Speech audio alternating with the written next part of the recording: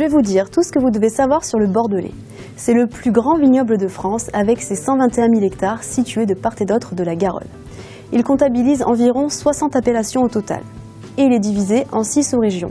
On va trouver sur la rive gauche le Médoc et ses appellations réputées comme Pauillac, Saint-Estèphe, Saint-Julien, Margaux, les Graves et le Sauternais. Sur la rive droite, nous avons le Blayais et le Bourget avec les appellations Blaye, Côte de Blaye, et le Libournais avec les appellations Fronsac, Pomerol et Saint-Émilion. Entre les deux, nous avons l'Entre-deux-Mers et ses vins blancs secs.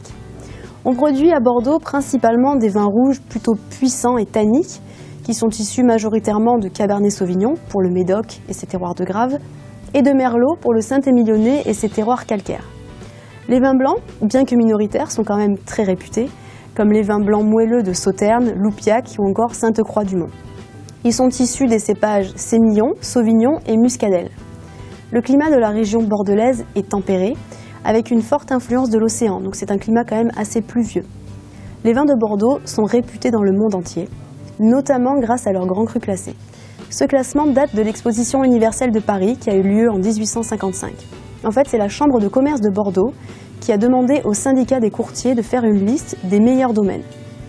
Ils sont donc classés en 5 catégories, du premier cru classé au 5e.